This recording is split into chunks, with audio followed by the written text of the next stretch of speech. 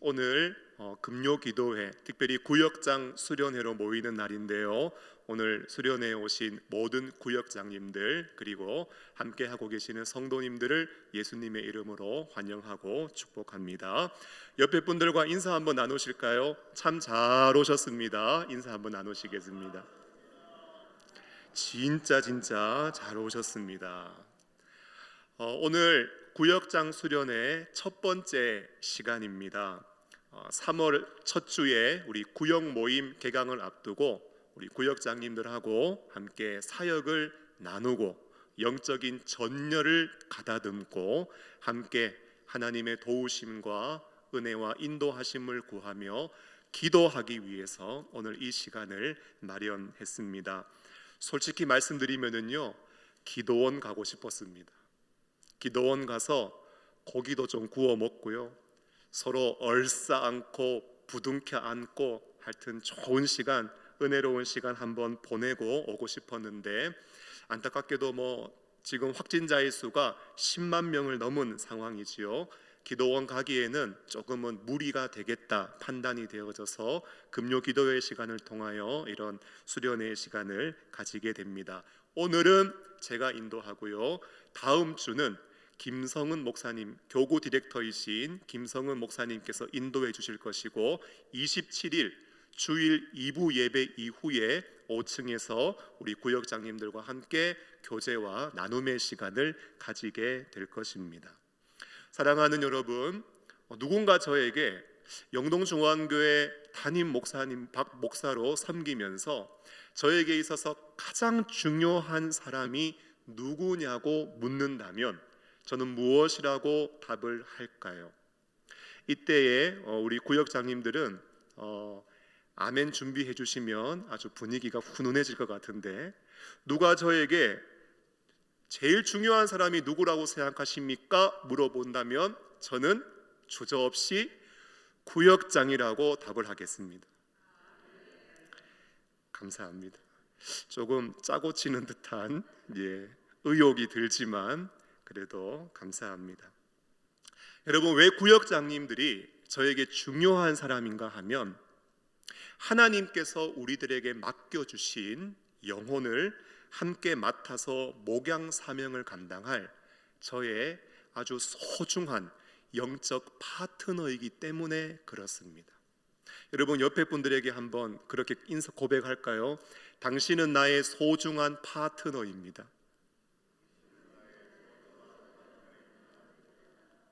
구역장님들이 중요한 이유는요, 저에게 있어서 소중한 영적 파트너이기 때문에 그래요. 여러분, 제가 충경교회를 섬길 때 갑자기 한규삼 목사님이 새로 담임 목사님으로 부임해 오셨습니다. 저는 궁금하더라고요. 담임 목사님이 새로 부임해 오시면 과연 무엇부터 하실까? 그런데 제가 유심히 보니까요, 무엇을 제일 먼저 하냐 하면 구역을 정비하시더라고요. 이유는 무엇일까? 하나님께서 맡겨주신 양떼들, 소떼들을 잘 목양하기 위함이겠지요. 목사님과 함께 3년간 구역을 세웠습니다. 다행히도 기존에 훌륭한 신앙을 가진 구역장님들이 계셨고 담임 목사님의 좋은 리더십이 더해지고 온 성도들 가운데 교회 이대로 두어서는 안 된다, 우리 옛날처럼 있어서는 안 된다. 여러분, 온 일꾼들과 성도들이요, 정신을 바짝 차리고 마음과 뜻을 같이 해서 착착착 교구를, 구역을 정비해 나가고 세워가기 시작했습니다. 감사하게도 3년 동안 딱 세워 놓으니까요, 코로나의 어려움을 만났지만 그게 교회를 버티는 힘이 되었고 견디는 능력이 되었고 계속해서 전진할 수 있는 추진력이 되어서 지금도 어려움 중이지만 믿음의 걸음을 잘 걸어 나가고 있습니다. 여러분, 저도 마찬가지예요. 담임 목사로 딱 부임해 와서 여러분, 제가 무엇을 제일 먼저 했는지 아세요? 먼저 교구와 구역을 정비하고 개편했습니다. 보니까 2018년도에 우리 교회를 대상으로, 교구와 구역을 대상으로 설문조사를 했었습니다. 보니까요, 구역들이 주로 월 1회에서 2회 정도 모였습니다. 총 31개 구역이었고요. 2회 이상 모이는 구역이 13구역, 2회 미만으로 모이는 구역이 19개 구역이었습니다. 교회에 사태가 있었고 교회에 분열이 있었고 지역적으로 넓게 편성이 되어져 있었고 구역장과 총무의 문제, 개인 문제 등으로 모임들이 잘 이루어지지 않았습니다. 그나마 구역장 총무가 열심히 있어요. 우리 안 모이면 안 된다 이런 열정이 있어요. 그리고 연령대별로 모여 있는 구역에서는 모임이 잘 이루어져 있는 것을 확인하며 과감하게 구역을 개편해 나갔습니다. 어떻게 개편했는가? 전도회 안에 연령대별로 구역을 개편했습니다. 그리고 모임의 횟수를 첫째, 셋째 주, 주일 오후에 모이는 월 2회로 조정했습니다. 일꾼도요, 구역장과 총무가 같이 사역하던 시스템에서 구역장 체제로 바꾸었습니다. 그리고 기존에 하지 않았던 구역장 훈련과 구역장 모임을 시작했습니다. 안타깝게도요, 바로 코로나가 찾아왔고요. 그래도 그 상황에 유연하게 대처하면서 영상으로 대신방을 하고 앞으로 말씀 사역의 기초를 다지기 위하여 성경 연구하는 법을 가르치면서 여전히 코로나의 한계 상황이 있지만 이제 3월의 구역 모임의 개강을 우리가 앞두고 있습니다. 여러분, 먼저 2022년 우리 교회의 교구와 구역 현황을 잠시 살펴보겠습니다. 자료 화면 보여주시고요. 2022년도 우리 교회의 지금 교구와 구역의 현황이 어떠한가 한 페이지를 넘겨주시면 재적 현황이요, 지금 547명의 재적 인원이 있습니다. 1교구에는요 205명, 2교구에는 165명, 3교구에는 156명, 4교구에는 21명, 그래서 총 547명이 우리 교회에 재적으로 있습니다. 사실 이제 공동의회나 이런 부분들을 앞두고 있어서 그때 세례 교인의 현황과는 조금 차이가 있습니다. 특별히 부풀릴 필요 없이 여러분들이 기억하기 쉽게 지금 우리 교회 재적은 한 500명 정도 되고 그 중에 출석은 300명, 그리고 장기 결석자는 한 200명 정도 있다, 이렇게 이해하시면 좋을 것 같습니다. 한 번 더 한 페이지를 넘겨서 연령대별로 우리의 교회의 현황을 한번 정리해 보았습니다.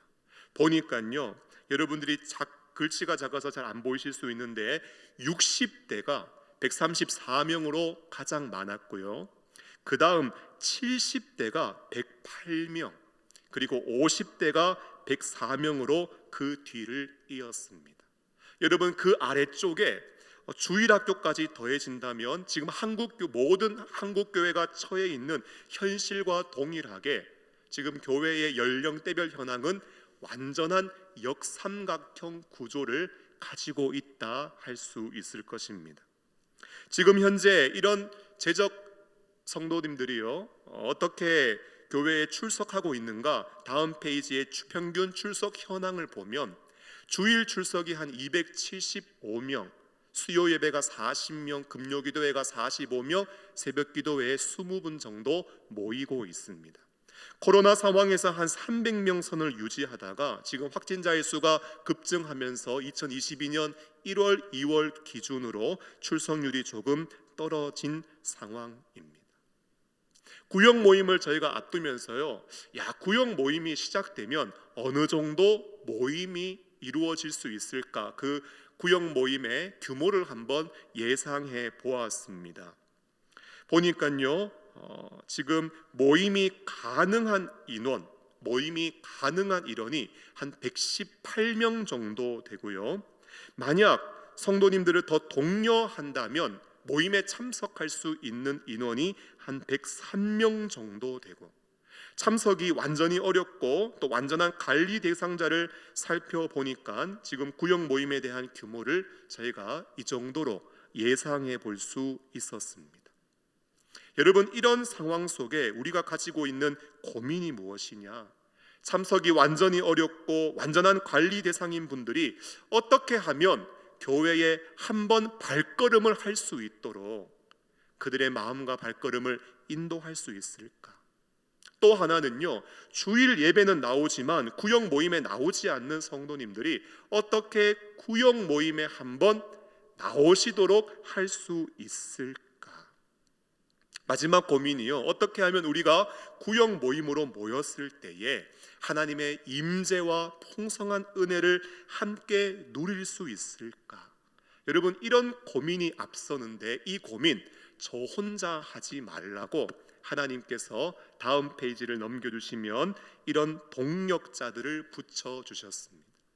1교구에는요 김성은 목사님, 2교구에는 송진호 목사님, 3교구에 송진영 목사님, 4교구에 이바울 목사님, 전체 신방전도사님으로 김정희 전도사님과 함께 구역장 36분, 총 교구에 41분의 일꾼들을 하나님께서 세워주셨습니다. 여러분, 어떻게든지 교회 한번 성장시켜보자 한다면 각 교구당 인원에 대한 목표를 세우고 숫자 늘리라고, 출석률 높이라고. 우리 여자 성도님들 멸치 볶아 보셨어요?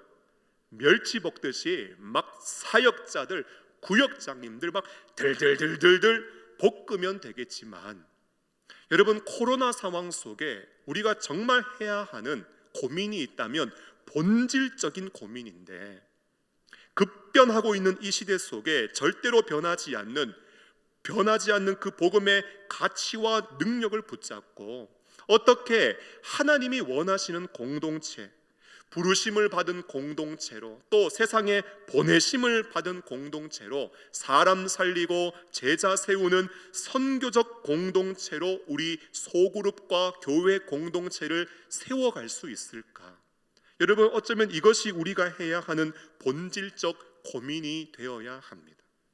왜냐하면은요, 여러분, 이것은 신약 성경이 우리에게 보여주고 있는 신학적 비전이기 때문에 그렇습니다. 여러분, 신약 성경이 가지고 있는 여러분 큰 신앙의 그림이 있습니다. 제일 먼저 예수님이 오신 것에 대한 기독론이 있지요. 그리고 예수님은 제자들을 세우셨어요. 제자론이 있습니다. 그 다음 성령을 물붓듯이 그들에게 부어주셔서 교회를 세우셨습니다. 그 다음 교회를 통하여 하나님 나라의 복음을 힘있게 세계 열방 가운데 증거할 때 땅끝까지 복음이 증거되어지는 그 마지막 날 세상에 종말이 오게 되어집니다. 그러므로 믿음의 사람들은 성경을 읽으면서 어떤 마음이 드느냐? 내가 예수님 잘 믿어야지. 그런 다음 예수님을 정말 잘 따라가는 신실한 제자로 살아가야지. 그리고 주님이 성령을 부어 세우신 이 몸된 교회를 잘 섬기며 주님이 다시 오시는 그날까지 교회를 통하여 복음 전파하며 하나님 나라를 확장하는 선교의 사명 감당하다가 마지막 때에 주님 다시 오시는 그날 영광스럽게 주님을 맞이해야지. 여러분, 이것이 하나님의 말씀을 읽을 때 성령께서 우리에게 주시는 하나님의 꿈이요 하나님의 비전인 것입니다. 그러므로 제가 가지고 있는 고민은 이거예요. 어떻게 모임을 통하여 구역원들이 예수님을 믿고 예수님을 또 증거하고 하나님의 말씀을 따라 살기를 결단하고 서로 사랑하며 교회를 세워가고 주님 다시 오실 때까지 교회를 통하여 복음 전파하며 선교의 사명 감당하다가 다시 오시는 그 주님을 어떻게 영광스럽게 맞이할 수 있을까? 어떻게 그런 주님의 꿈과 비전과 사명을 가진 하나님의 사람들을 모임을 통하여 세워갈 수 있을까? 여러분, 이게 저의 고민이요 기도 제목입니다. 오늘 구역장 수련의 첫 번째 시간을 가지면서 하나님께서 우리 구역장님들에게 주시는 말씀이 있다면 부지런히 양떼와 소떼에게 마음을 두라는 것입니다. 한번 따라 하실까요? 부지런히 양떼와 소떼에게 마음을 두라. 여러분, 이것이 오늘 구역장님들에게 주시는 하나님의 말씀입니다. 여러분 잠언을 보시면 27장 23절에 내 양떼의 형편을 부지런히 살피며 내 소떼에게 마음을 두라 말씀하십니다. 여러분 아시다시피 잠언은요 솔로몬이 기록한 지혜의 말씀입니다. 여러분 다윗에게는요 자녀가 한 19명 정도 있었습니다. 그 가운데 솔로몬은 중간 정도의 위치에 있었어요. 다윗의 자녀들 가운데는요 나중에 자기가 스스로 왕이 되려고 하는 자녀도 있었습니다. 아도니아가 그랬고요 압살롬이 그랬습니다. 여러분 그런 상황에서 본다면 솔로몬은요 왕위를 차지하게 되고 왕이 될 만한 좋은 정치적 포지션이 아니었습니다. 그런데 이스라엘 백성 가운데 누가 왕이 되는가, 누가 다윗의 자녀 가운데 왕으로 세움 받는가? 솔로몬이 세움을 받게 됩니다. 여러분 기억하셔야 돼요. 솔로몬이 잘나서 된 게 아니에요. 솔로몬이 대단해서 왕이 된 것이 아니었습니다. 솔로몬이 왕이 된 것은요 전적인 하나님의 은혜였습니다. 여러분 저는 오늘 우리 구역장님들의 마음속에 이 마음이 있었으면 좋겠어요. 나 부족하지만, 나 자격 없지만, 나 능력 없지만 하나님이 나를 세워주셨다라는 거예요. 나 같은 자를 세워주셨다는 그 은혜 의식, 주님의 부르심에 감격했던 그 첫사랑의 마음과 감격, 여러분 이것이 우리의 심령 속에 살아 있어야 하는 것입니다. 요즘 예배를 드리는데 별로 은혜가 없어요. 말씀을 읽어도 여러분 별로 감동이 없어요.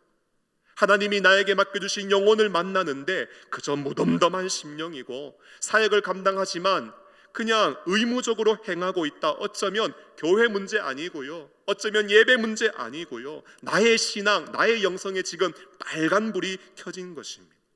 반드시 나를 부르시고 세우신 그 첫사랑과 감격을 우리는 회복할 수 있어야 하는 것입니다. 여러분 솔로몬이 왕이 되고 나서 하나님 앞에 지혜를 구했습니다. 그런데 정확하게 말씀드리면은요 지혜가 아니라 듣는 마음을 구했습니다.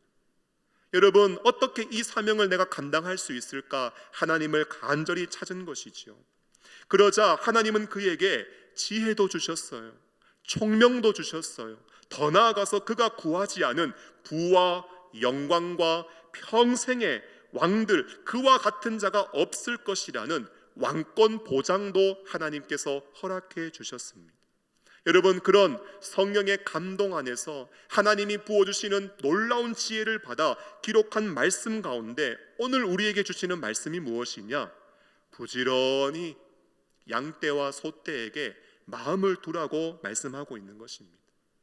여러분 저는요 오늘 주님이 주신 이 말씀 가운데 우리 구역장님들이 앞으로 사명 감당하며 구역원들을 섬겨 나갈 때 반드시 가져야 하는 두 가지 영적인 자질이 있다고 생각합니다. 몇 가지가 있다고요? 두 가지가 있다고 생각합니다. 첫째는요 부지런함이에요. 부지런함. 두 번째는요 마음을 잘 지키는 것입니다. 여러분 첫째 부지런함이 필요한데요 무엇에 부지런함이 필요하냐? 첫 번째로 말씀의 성실함이 필요합니다. 여러분 하나님은요 우리에게 부지런하라고 말씀하십니다. 그런데 그 부지런함이 나타나야 하는 첫 번째가 어디인가?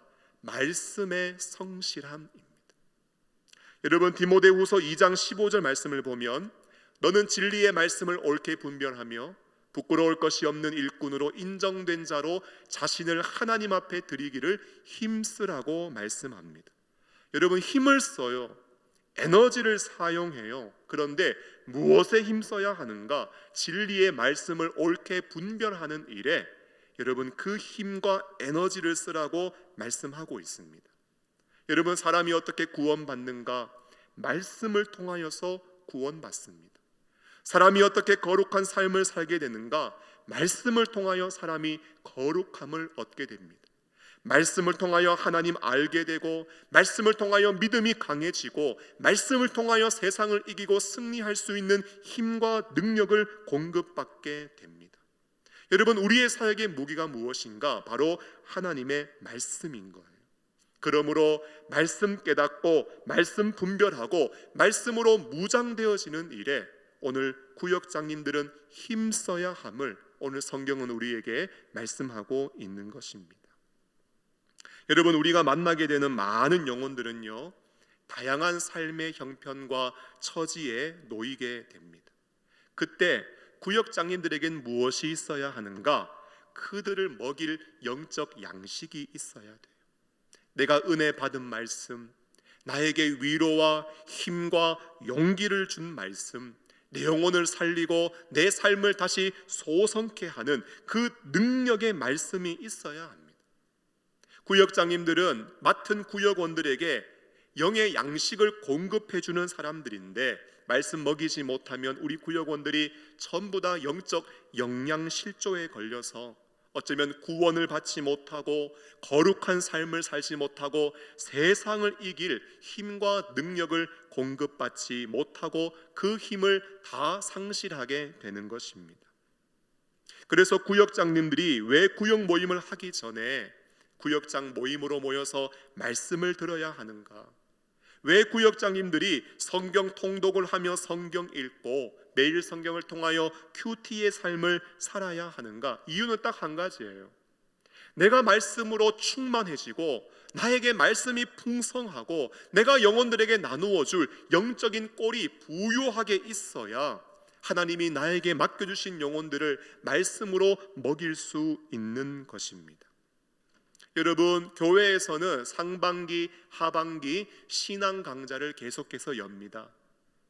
빠지지 않고 등장하는 주요 과목은요, 성경 그리고 교리, 경건에 관한 것을 항상 상반기, 하반기 계획하여 가르치고 지도하고 있습니다. 구역장님들은요, 조금 내가 부족하다 생각이 되지만 계속해서 성경 그리고 교리, 이 경건에 대한 지식을 갖추기 위해서 나에게 맡겨주신 영혼들에게 영적인 양식을 풍성하게 공급하고 흘려보내기 위해서 가장 먼저 말씀에 성실하는 것이 필요한 것입니다. 두 번째로, 하나님의 사람됨에 성실하셔야 됩니다. 무엇에 성실해야 된다고요? 하나님의 사람됨에 성실하셔야 됩니다. 여러분, 제가 공부했던 총신 신대원을 가면은요, 학교에 교훈이 있습니다. 신자가 되라, 학자가 되라, 성자가 되라, 전도자가 되라, 목자가 되라. 5가지 교훈이 있는데요, 그 가운데 숨어 있는 교훈이 하나 있습니다. 그게 뭐냐 하면 인간이 되라는 것입니다. 사역자이기 이전에 먼저 인간이 돼야 된다는 거예요. 보면은요, 사역자로 부름받았지만 아직까지 인간 안 된 사람이 있습니다. 여러분, 어떤 인간 되어야 하는가? 우리는요, 오늘 주신 말씀처럼 하나님의 사람이 되어야 합니다. 여러분, 사람들은요, 내가 전하는 메시지보다 먼저 그 메시지를 전하는 메신저를 먼저 받아들입니다. 앞에서 아무리 감동적이고 멋지고 옳은 말을 한다고 해도 여러분, 그럴 일은 없겠지만 또 절대 안 일어나야 되겠지만, 여러분, 제가 다른 여자와 몰래 바람을 핀다고 생각해 보세요. 여러분, 제가요 몰래 교회 돈 몇십억을 뒤에서 빼돌린다고 한번 생각해 보세요. 강단에서는 그렇게 설교하고 가르치는데 강단 내려와서 삶은, 전하는 말씀과 삶이 일치되지 않는다고 한번 생각해 보세요. 제가 앞에서 아무리 감동적이고 아무리 멋지고 옳은 말 해도 여러분들의 심령 가운데 와닿지 않을 겁니다. 입장 바꿔놓고 제가 아래에 내려가고 어떤 훌륭한 목사님이 와서 말씀 전하는데 그분의 삶이 불의하다면 여러분, 저도 그 메시지를 받아들이기가 쉽지 않을 거예요. 그러므로 평생 말씀 사역을 감당할 사람들은 설교를 잘 하는 것도 중요하지만 먼저 자신의 인격과 삶이 하나님의 교훈, 이 성경의 말씀을 빛내는 삶이 될 수 있도록 철저하게 자신을 겸비하는 일이 우리에게 필요한 것입니다. 그러므로 구역장님들은 하나님의 말씀을 맡은 사람으로서 먼저 하나님의 사람됨에 여러분들이 성실할 필요가 있는 것입니다. 여러분, 디모데전서 6장 11절은 이렇게 말씀합니다. 오직 너 하나님의 사람아, 이것들을 피하고 의와 경건과 믿음과 사랑과 인내와 온유를 따르라고 말씀합니다. 여러분, 의와 경건과 믿음은 어쩌면 하나님과의 관계에 사용되어지는 것이라면 사랑과 인내와 온유는 하나님의 사람됨에 정말 필수적인 요소라고 할 수 있습니다. 우리 구역장님들은요, 사랑과 인내와 온유가 가득한 하나님의 사람들이 되셔야 하는 겁니다. 제가요, 신방을 가보잖아요. 그러면 구역원들이 저를 보면서 목사님, 저는 우리 구역장님이 너무 좋아요. 아유, 우리 구역장님이요 진짜 사랑이 많고 정말 따뜻하고 진짜 예수님 닮았어요. 여러분, 제가 신방 갔다가 구역원으로부터 이런 이야기 듣고 오면은 정말 기분이 좋습니다.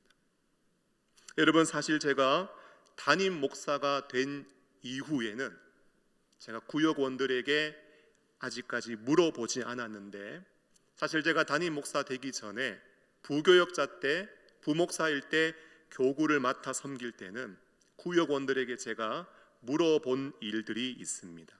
무엇을 물어보느냐? 슬쩍 물어봐요. 신방하다가 아유, 구역장님이 잘 돌봐주시죠? 여러분, 절대 집요하게 물어보지 않습니다. 슬쩍 물어봅니다. 여러분, 그러면은요, 구역원들이 구역장을 입이 닳도록 침이 마르도록 칭찬하는 분들이 있습니다. 아이고, 우리 구역장님이요 얼마나 나를 사랑해 주는지. 얼마 전에 내가 몸이 아팠는데, 내가 남편 때문에 힘들었었는데, 내가 자식 때문에 속이 뒤집혔었는데, 경제적으로 어려워서 내가 어떻게 해야 될지 앞이 막막하고 답답했었는데 구역장님이 전화 주시고 헤아려 주시고 위로해 주시고 기도해 주셨어요. 여러분, 이런 이야기 듣잖아요. 그러면 구역장님께 얼마나 감사하고 얼마나 고맙고, 교회 와서 그 구역장님 볼 때요 진짜 보석같이 보입니다. 보석같이. 아이고 귀한 분, 아이고 귀한 분. 여러분, 그런데 죄송합니다, 반대 경우도 있습니다. 구역원들에게 신방 가서 보면은요, 아이, 목사님 어떻게 구역장이라는 사람이 연락 한 번이 없습니까? 내가 지금 이런 문제 때문에 밤잠 이루지 못하고 있는데 아이, 구역장님이 아는지 모르는지 모르겠어요. 여러분, 이런 이야기 듣잖아요. 그러면 얼굴이 벌개지고 화끈거리고 얼마나 부끄러운지 몰라요. 여러분, 안심하십시오. 제가 담임 목사 되고는 한 번도 물어보지 않았습니다. 여러분, 제가요 교회 일꾼들이 어떻게 사역하는지 제가 작정하고 알려고 마음먹으면은 제가 알 수 있는 방법 많이 있습니다. 그러나 기억하십시오, 아직 그 방법 사용하지 않았습니다. 사랑하는 여러분, 내가 힘들고 어려울 때 여러분 생각나는 구역장님 되셔야 됩니다. 정말 내 소갈이 하고 있는 제목 마음 터놓고 이야기하고 좀 위로도 받고 싶을 때 떠오르는 구역장님이 되셔야 됩니다. 인생의 어려움을 함께 나누며 하나님의 응답이 임할 때까지 함께 인내하며 기다릴 수 있는 사람, 사랑과 인내와 온유를 따르는 하나님의 사람됨에 우리 구역장님들은 성실하셔야 되는 것입니다. 세 번째로요, 사역에 성실하셔야 됩니다. 무엇에 성실해야 됩니까? 사역에 성실하셔야 됩니다. 여러분, 시편 104편 4절 말씀을 보면은요, 바람을 자기 사신으로 삼으시고 불꽃으로 자기 사역자를 삼으신다고 말씀하고 있습니다. 여러분, 우리가 믿는 하나님이 어떤 분이신지 아세요?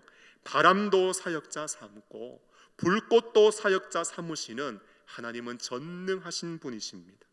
여러분, 이런 위대한 하나님이 오늘 저와 여러분들을 당신의 사역자로 불러주셨습니다. 여러분, 잊지 마세요. 사람이 부탁해서 여러분 구역장 하시는 거 아니에요. 전도사님이 구역장님 이번에 안 하시면 안 된다고 바지끝 붙잡아서 여러분 사명 감당하는 것 아니에요. 맞아, 우리 교회에 나 아니면 누가 하나 생각되어져서 여러분들이 세워진 게 아니에요. 바람도 사역자 삼으시고 불꽃도 사역자 삼으시는 전능하신 하나님께서 여러분들을 구역장으로 세워주신 것입니다. 그러므로 여러분들은요, 하나님 앞에 부끄럽지 않게 불꽃같이 사역을 감당할 수 있어야 하는 것입니다. 여러분, 이런 말이 있죠. 하나를 보면 몇을 알아요? 하나를 보면 열을 안다라는 말이 있죠. 제가 교역자로 섬기면서 많은 목사님들께 이야기를 듣는데 목회자도 비슷한 것 같아요. 옛날 담임 목사님이 이런 이야기 많이 하셨어요. 사역자의 역량을 알아보고 싶으면은 그냥 강단에 한번 딱 세워서 찬송과 설교 한번 시켜보면 그 사역자의 역량 다 알 수 있다고 하셨어요.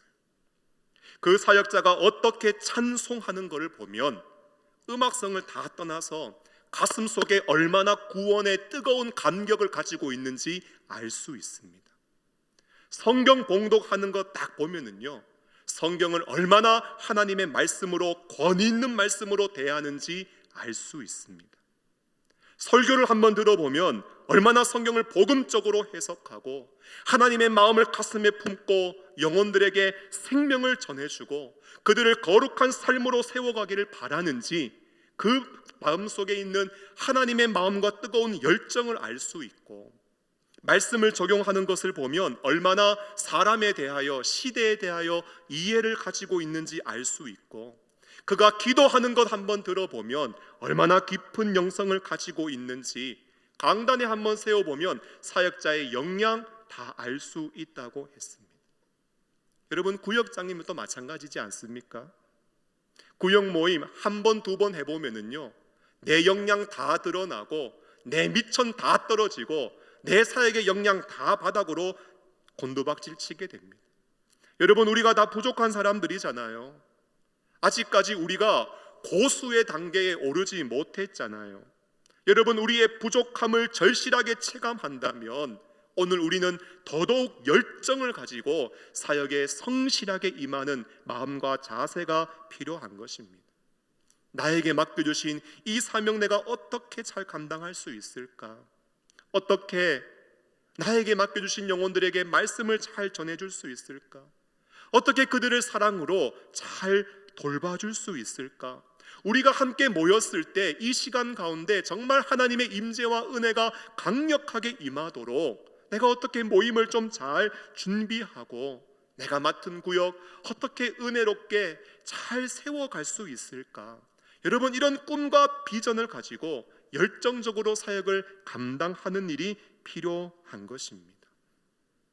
아유, 내가 이것까지니까 나는 이것밖에 못합니다 하면서 사역의 한계선 긋지 말고요, 한번 사역하고 나서 찾아오는 그 실패감으로 말미암아 절망하고 다시는 안 하겠다고 하고 믿음의 뒷걸음질 치지 말고, 여러분, 우리가 부족하기 때문에 하나님의 은혜와 능력을 간구하며 우리가 맡겨진 사역 가운데 열정을 가지고 성실하게 감당하는 일이 우리에게 필요한 것입니다.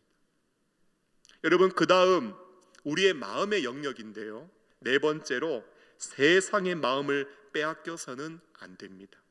어디에 마음을 빼앗기면 안 돼요? 세속에, 세상의 마음을 빼앗겨서는 안 됩니다. 여러분, 오늘 우리가 읽었던 잠언 27장 23절 말씀, 그 밑에 있는 말씀을 보면 대저 재물은 영원히 있지 못하나니 멸류관이 어찌 대대에 있으랴 말씀하고 있습니다. 양떼와 소떼에게 마음을 두라고 하면서 그 다음 나오는 말씀이 뭐냐? 야, 재물에 마음 뺏기지 마라. 세상 영광에 마음 뺏기지 마라. 양떼와 소떼에게 마음을 두라고 우리에게 도전하고 있습니다.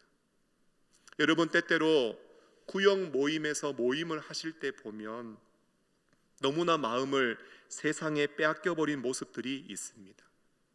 하나님 말씀 이야기하고 하나님의 은혜를 나누어야 되는데 어제 봤던 드라마 이야기를 합니다.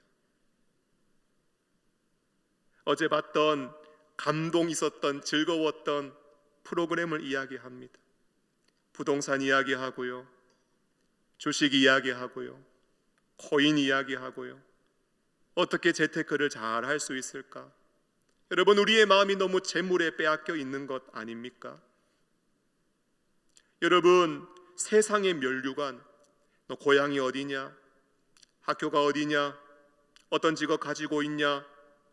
내가 인생 살면서 이런 일을 이루었다. 세상 면류관에 너무 마음을 빼앗긴 모습은 아닙니까? 구역원들 그럴 수 있어요. 아직 믿음이 연약하고 세상 속에 마음을 빼앗기고 흔들리기도 하기 때문이지요. 그런데 구역장님들은 그러시면 안 돼요. 구역장님들은 정신을 바짝 차리고 마음을 지켜서 혹시 내가 맡겨주신 그 영혼이 새 속에 물들지는 않을까 걱정하고 그를 신앙 안에서 바로 잡아주고 그가 바른 믿음의 길을 걸어갈 수 있도록 도와주고 인도해야 하는데, 구역장님마저 재물의 마음을 빼앗겨 버리고 세상 면류관의 마음을 빼앗겨 버리면 여러분, 구역 전체가 온전한 하나님의 사명과 뜻을 이루어가는 공동체로 세워지지 못하는 것이죠. 또 하나 마음을 지켜야 되는 부분이 있는데요, 불평의 마음을 빼앗겨서는 안 됩니다. 어디에 마음을 빼앗기면 안 돼요? 다섯째로, 불평의 마음을 빼앗겨서는 안 돼요. 여러분, 시편 37편 8절을 보면은 분을 그치고 노를 버리며 불평하지 말라고 말씀해요. 오히려 악을 만들 뿐이라고 우리에게 교훈을 주고 있습니다. 여러분, 마음속에 분이 있고 화가 있으면은요, 불평이 나오게 되고, 안타깝게도 그것은 개인과 공동체, 여러분 교구와 구역에 악을 만드는 일이 되기 때문에 성경은 우리에게 불평하지 마라, 마음에 불평을 두어서는 안 된다고 교훈을 하고 있습니다. 여러분, 제가 확인해 보니까요, 구역마다 최고 많은 곳은요 20명 모여 있습니다. 한 구역장님이 20명의 영혼을 맡고 있습니다. 어떤 구역은 보니까 제일 적은 곳이요, 한 구역장님이 10명의 영혼을 맡고 있습니다. 여러분, 자기에게 맡겨주신 영혼들을 딱 보면서, 아니 그쪽 집은 몇 명 맡았어? 그쪽 집은 올해 몇 명 맡았어? 보니까 나는 20명이에요. 근데 옆에 보니까 10명이에요. 아니 10명 맡고 있는 사람도 있는데 왜 나는 20명이나 주셨습니까? 10명, 10명은 내가 눈 감고도 돌보고 섬길 수 있다. 여러분, 그런 사람이 있다면 예수님은 말씀하시지요. 다른 구역장이 10명 맡는 게 너랑 무슨 상관이냐? 네 양을 먹이고 네 양을 치라. 여러분, 예수님의 음성을 들을 수 있어야 하는 것입니다. 어느 날 전화가 왔는데 전도사님이, 구역장님 이번에 새 가족이 왔는데 어디에 넣을까, 어디에 편성할까 고민하다가 구역장님이 좀 맡아주셨으면 좋겠어요. 아니 지금 제일 인원이 많고 이것도 지금 감당이 안 돼서 힘들어 죽겠는데 아니 적은 사람이 있는 곳에 맡기지 왜 또 나에게 이것을 맡기고 나의 구역에 편성하냐고. 불평하면 돼요, 안 돼요? 불평하면 안 되는 거예요. 여러분, 하나님이 나에게 맡겨주신 영혼으로 인하여 불평하지 마십시오. 여러분, 사역 감당하다 보면 조금 받기에 부담스러운 영혼이 있을 수 있습니다. 내 마음을 힘들게 하고 나에게 상처 주고 내 속을 썩이는 영혼이 있을 수 있습니다. 죄송합니다. 꼭 있습니다. 여러분, 내 마음을 송곳처럼 찌르는 사람, 하나님이 파송해 주신 여러분들을 힘들게 하는 구역원이 있을 수 있습니다. 한두 명 있는데요, 지금 여러분들이 떠올린 그 사람입니다. 여러분, 많이 들어보셨지요? 원양어선이요, 고기를 탁 잡아서 항구로 올 때 그냥 오지 않고 그 물고기가 가득히 차 있는 곳에 천적이 되는 고기 한 마리 딱 넣는다고 하지 않습니까? 그러면 그 안에 있는 물고기가 그 천적에게 잡아먹히지 않으려고 이리 피하고 저리 피하고 그렇게 생명을 유지하고 가장 신선한 모습으로 항구에 도착하게 된다는 것 아니겠습니까? 여러분, 구역 안에서 한 사람 두 사람 속썩이잖아요. 야, 저 사람만 없으면 우리 구역은 천국 될 것 같은데, 여러분 착각하지 마세요.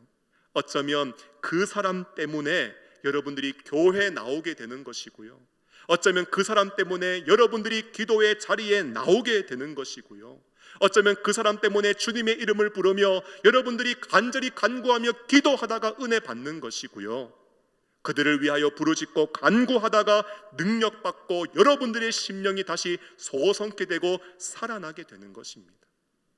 여러분, 구명조끼가요, 좋은 날에, 날 밝은 날에 딱 착용하고 있으면은요 얼마나 번거롭고 불편한지 모릅니다.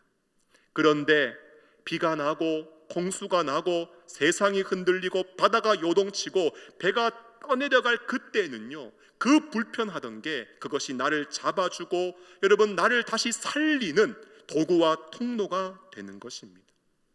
여러분, 어쩌면 나에게 있는 구역장의 명찰, 그리고 하나님이 나에게 맡겨주신 그 영혼들 조금은 불편하고 무거울 수 있어도 여러분 그 사명 기도하며 감당하면은 나중에 그것이 내 영혼을 살리고 내 믿음을 붙잡고 내 신앙을 주장해주는 은혜의 도구와 통로와 방편이 될 수 있는 것입니다.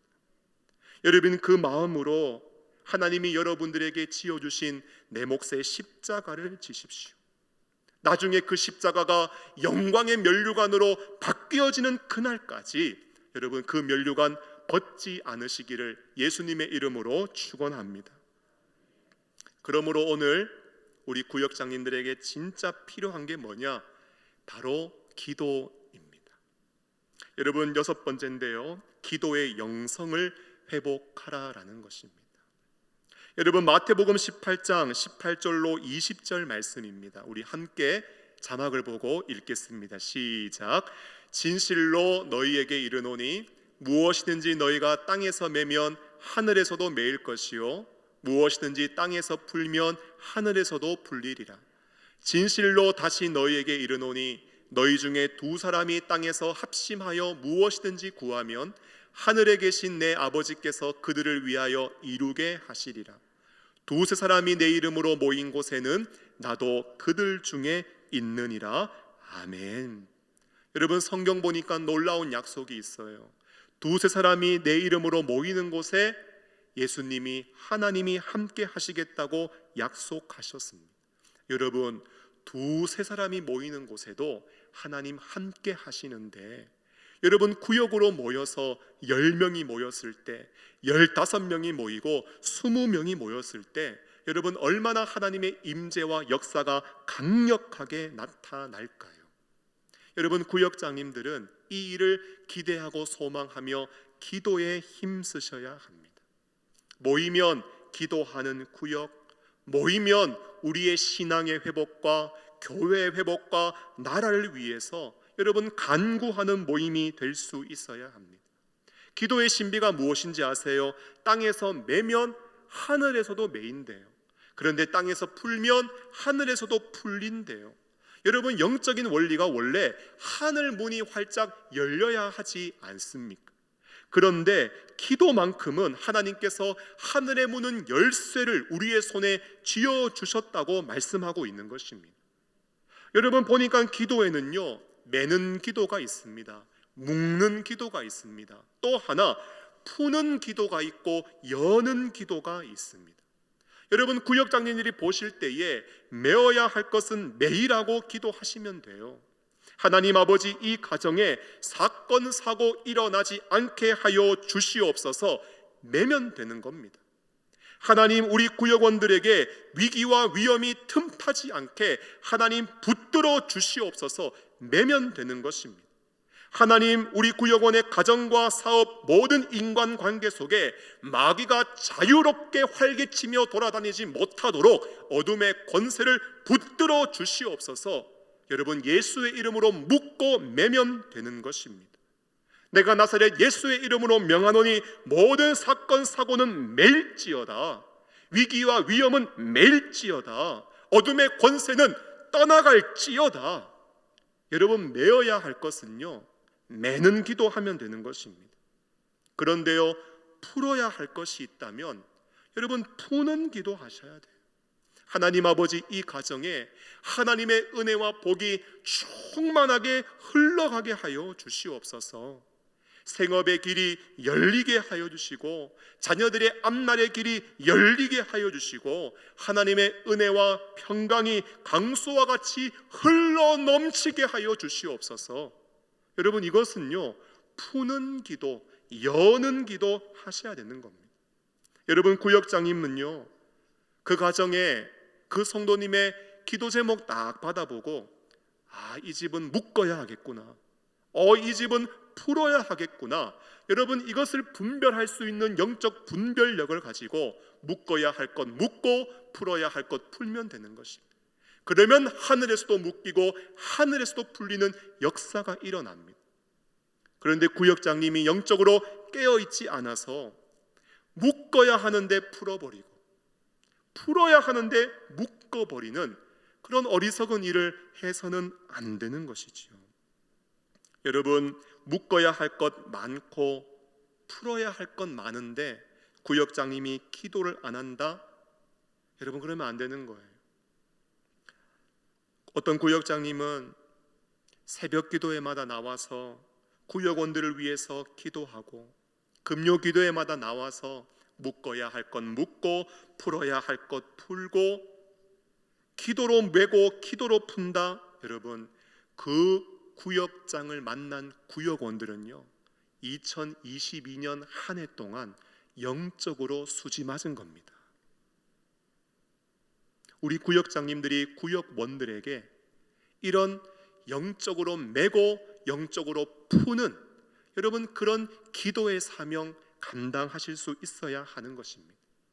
빌립보서 4장 6절 7절은 이렇게 말씀합니다. 아무것도 염려하지 말고 다만 모든 일에 기도와 간구로 너희 구할 것을 감사함으로 하나님께 아뢰라. 그리하면 모든 지각에 뛰어난 하나님의 평강이 그리스도 예수 안에서 너희 마음과 생각을 지키시겠다고 약속하고 있습니다.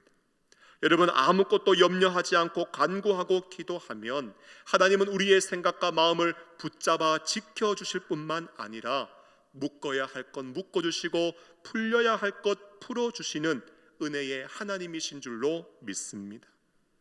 여러분, 저는 저 말씀 참 좋아해요.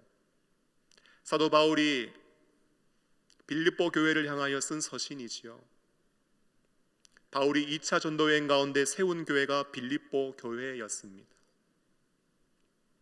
빌립보서 1장 8절에 내가 예수 그리스도의 심장으로 너희 무리를 얼마나 사모하는지 하나님이 내 증인이시다라고 고백할 만큼 바울은 그 교회 사랑했고 그 교회도 바울 사랑했습니다. 교회를 향하여 주는 말씀이 무엇이냐? 아무것도 염려하지 말고 기도하라는 거예요. 여러분, 이 말씀을 나누는 바울에게는 염려 없었을까요? 바울에게도 염려가 있었습니다. 지금 자신은 감옥에 갇혀 있어요. 앞날이 어떻게 될지 알 수 없습니다. 여러분, 바울의 소식을 듣고 빌립보 교회가 연보를 모아서 그 당시의 교역자 에바브라디도에게 연보를 맡기고 바울을 위문하기 위해서 찾아왔는데 너무나 먼 길을 온 나머지 무슨 병인지 모르지만 빌립보 교회의 교역자 에바브라디도가 죽을 병에 걸렸습니다. 여러분, 그 소식이 빌립보 교회에 알려져서 교회 성도들은 근심하고 있고 에바브라디도를 통하여 교회 소식을 들어보니 교회는 지금 나누어져 있고 분열되어지는 위기와 어려움을 겪고 있다는 안타까운 소식을 듣게 되었습니다. 바울이 뭐 했을까요? 아무것도 염려하지 말고 이 말씀 그대로 하나님 앞에 감사하며 기도로 아뢰기 시작했습니다. 여러분, 어떤 놀라운 일이 일어난지 아십니까? 하나님께서 죽을 병 걸린 에바브라디도의 병을 하나님께서 만지시고 고치시고 치료하여 주셔서 바울이 가지고 있던 마음속에 있는 근심 위의 근심을 다 면하게 하여 주셨습니다. 할렐루야. 여러분, 우리가 간구하고 기도하면 하나님은 들으시고 응답하십니다. 아무것도 염려하지 말고 기도하라고요. 여러분, 이것은 그냥 기도하라는 종교적인 영적 멘트가 아니라 정말 살아계신 하나님, 내 생각과 마음을 지키시고 기도 가운데 응답하셔서 풀려야 할 것들을 풀리게 하시고, 여러분, 묶여야 할 것들은 묶이게 하시는 하나님의 응답을 경험한 사람으로서 믿음의 사람들을 향하여, 교회를 향하여 아무것도 염려하지 말고 기도하라고 확신 가운데 기도와 간구를 도전하고 있는 것입니다. 사랑하는 구역장 여러분, 2022년 한 해 동안 묶어야 할 것들을 묶고 풀어야 할 것들을 풀어내는 기도하는 구역장님들이 되시기를 예수님의 이름으로 축원합니다. 말씀을 마무리하면서요, 여러분, 오늘 우리와 참 비슷하게 이제 앞으로 사명의 길을 걸어가는 한 사람이 있습니다. 그 사람은 바로 모세입니다. 하나님이 부르셨으니까 그 사명의 길이 평탄하겠지, 하나님이 정말 그 길을 순적하게 인도해 주시겠지, 아니요. 안타깝게도 그가 걸어가는 사명의 길에는 예상하지 못했던 난관과 시련이 그의 앞길을 가로막았습니다. 첫 번째 난관은요, 출애굽기 4장 20절로 21절 말씀입니다. 모세가 그의 아내와 아들들을 나귀에 태우고 애굽으로 돌아가는데 모세가 하나님의 지팡이를 손에 잡았더라 말씀합니다. 여호와께서 모세에게 이르시되 네가 애굽으로 돌아가거든 내가 내 손에 준 이적을 바로 앞에서 다 행하라. 그러나 내가 그의 마음을 완악하게 한즉 그가 백성을 보내주지 아니하리라 말씀을 하고 있습니다. 여러분, 21절 하반절에 내가 그의 마음을 완악하게 했다고 말씀하고 있지요. 여기서 그의 마음은요, 바로의 마음입니다. 바로의 마음이 어떨까요? 지금 종으로 잘 부리고 있는 백성들 모세가 와서 보내라고 해도 안 보낼 게 불보듯 뻔합니다. 그런데 너무 이상하지 않으세요? 여러분, 내가 그의 마음을 완악하게 했다고 성경은 말씀합니다. 미치고 팔짝 뛸 노릇이지요. 출애굽의 사명도 만만하지 않는 사명이에요. 바로한테 가봤자 바로가 안 보내줄 게 불보듯 뻔합니다. 그런데 성경 말씀 들어보니까 내가 그의 마음을 완악하게 했다. 여러분, 지금 하나님이 바로의 마음을 딱 붙잡고 있다라는 거예요. 여러분, 하나님이 안 도와주신다는 거죠. 보니까 너의 손에 그 지팡이를 잡고 내 사명 감당하기 위해서 바로에게 가라고 했지만 앞에서는 가라고 해놓고 보니까 뒤에서는요, 여러분, 지금 회방하고 있는 것 같아요. 도와줄 것처럼 해놓고 힘이 되어줄 것처럼 해놓고 여러분, 뒤에서는요 바로의 마음을 완악하게 해버리면서 회방하고 있는 하나님. 여러분, 이게 모세가 지금 사명의 길에서 만난 첫 번째 난관이고 시련입니다. 그런데요, 여러분, 우리가 오해해서는 안 되는 게 원어의 성경을 보니까 이 의미가 무엇이냐, 그의 마음이 완악한 채로 내버려 두었다는 말씀입니다. 지금 바로의 마음이 강팍하거든요. 완악하거든요. 사실 하나님이 그 마음 한번 터치하고 만지시면 바로의 마음 새로워질 수 있거든요. 그런데 하나님이 그 마음 강팍한 그대로, 그 마음이 완악한 그대로 이스라엘 백성 뒤쫓아가서 죽이려는 그 마음 그대로 하나님이 그 마음 그대로 내버려 두었다라는 거예요. 여러분, 이것은 하나님이 악을 허용한 것입니다. 그 악을 그냥 방임한 것입니다. 여러분, 모세의 입장에서 얼마나 힘들겠어요. 사명 감당하지 않지요. 바로는 들어주지 않을 게 뻔하지요. 하나님이 그냥 마음이 완악한 그대로 하나님이 역사해주지 않고 만져주시지 않고 그냥 내버려 두고 있으니 사명 감당하는데 얼마나 진이 빠지고 힘이 되겠습니까? 그런데 여러분, 이 말씀이 가장 의미하는 바는 무엇이냐? 여러분, 사명이 만만하지 않고 바로의 마음은 완악하고 바로의 마음은 강팍하고 그들을 죽일 듯이 달려든다 할지라도 여러분, 하나님은요 더 큰 능력으로, 전능하신 하나님의 능력의 큰 팔을 펼치셔서 이스라엘을 구원해내시는 놀라운 구원의 역사를 그런 어려운 상황 속에서도 이루어내시겠다고 모세에게 말씀하시고 약속하고 있는 것입니다. 여러분, 구역장으로 사명 감당하는 것 만만치 않습니다.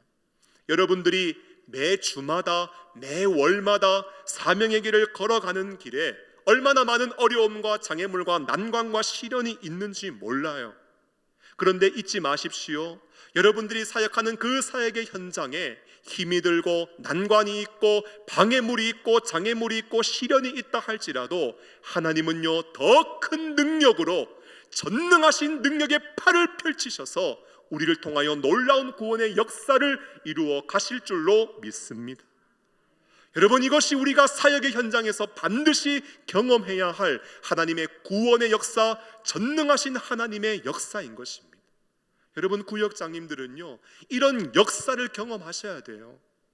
그렇게 나의 심령 속에, 내 가정 가운데, 우리 구역원들의 모임 가운데 그런 놀라운 역사가 일어나는 것을 여러분 눈으로 목도하고 몸으로 뜨겁게 체험하고 아름답게 간증할 수 있어야 하는 것입니다. 여러분, 모세가 만난 두 번째 난관이 있습니다. 출애굽기 4장 24절로 26절 말씀인데요, 모세가 길을 가다가 숙소에 있을 때에 여호와께서 그를 만나사 그를 죽이려 하신지라 말씀합니다.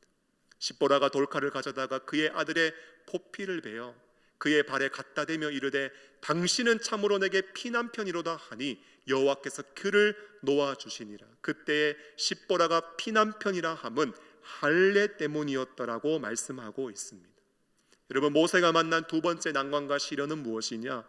갑자기 하나님이요 느닷없이 모세 죽이려고 하셨다는 겁니다. 왜 그렇게 하셨느냐? 구체적인 설명이 없어요. 성경이 밝히는 이유는 할례 때문이었다. 더 이상의 설명을 성경은 생략하고 있습니다. 여러분, 할례가 무엇입니까? 언약의 증표입니다. 여러분, 구원의 증표입니다. 그 의미가 뭘까? 지금 이스라엘 백성들을 애굽의 종살이에서 구출해내고 구원해내는 그 구원의 사명을 감당하기 위하여 걸어가는 믿음의 사람의 걸음 속에 여러분, 구원의 증표가 없는 자기 모순을 지금 하나님이 지적하시고 책망하시고 알려주시고 바로잡아주고 있는 것입니다. 사랑하는 여러분, 우리가 믿음의 사람으로 하나님께 사명을 받아 주의 일을 감당할 때 가장 크게 만나게 되는 시련과 난관이 무엇인지 아십니까? 여러분, 바로 내 자신이 가장 큰 난관이고 시련입니다. 여러분, 우리를 창조하시고 구원하시며 우리를 부르신 영광스러운 하나님의 그 위대하신 부르심 앞에 감사하지 못하는 나, 하나님이 맡기신 그 사명감에 책임감 없이 사명감 없이 감당하고 있는 나, 과거의 일에 발목 잡혀서 과거나 지금이나 똑같이 무슨 대단한 일이 일어나겠어, 여러분, 하나님이 이루어 가실 새 일을 전혀 기대하지 못하는 나, 이전의 사역의 경험을 바탕으로 패배의식과 실패감에 빠져있고 젖어있는 나, 하나님이 우리를 불러주셨지만 내 마음을 돌아보니까 너무나 차갑고 냉랭하게 식어있고 아무런 열정과 뜨거움이 없는 나, 여러분, 우리 사역에 가장 큰 난관이 있다면 그것은 바로 우리 자신이 난관인 것입니다. 오늘 하나님은요 모세에게 오셔서 모세를 죽이려고 하십니다. 여러분, 한번 생각해 보세요. 하나님이 진짜 모세를 죽이려고 하신 것일까요? 아니에요. 하나님의 뜻은요, 지금 모세를 살려내는 게 하나님의 목적이에요. 모세의 생각과 마음을 새롭게 하는 게 하나님의 목적이에요. 모세를 통하여 그 종살이 하고 있는 애굽의 백성, 애굽에 있는 이스라엘 백성들을 구원해내고 구출해내는 것, 여러분, 이것이 하나님의 뜻이고 하나님의 목적인 것입니다. 여러분, 잊지 마세요. 하나님은 우리를 죽이려고 하시는 게 아니라 우리를 살려주시고 우리를 새롭게 하시고 이 마지막 시대에 하나님은 우리를 사용하기를 원하신다는 사실을 여러분 결코 잊지 마십시오. 여러분, 많이 힘들지 않으십니까? 2022년도 구역장으로 목사님이 앞에서 막 수련회 한다 그러고 영혼 맡겨주고 막 모인다 그러고 부담되지 않으십니까? 내가 이거 어떻게 감당할까? 또 잘 감당하지 못할까? 여러분, 두려운 마음 들지 않으십니까? 그런데 기억하세요. 여러분들을 죽이려고 하는 게 아니에요.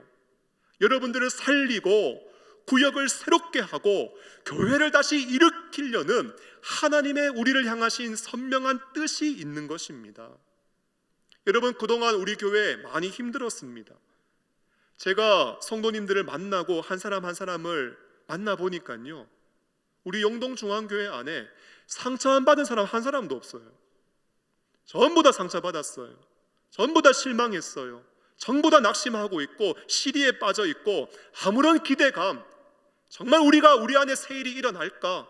정말 우리가 변화되고 하나님의 위대한 사명을 이 땅 가운데 감당해낼 수 있을까?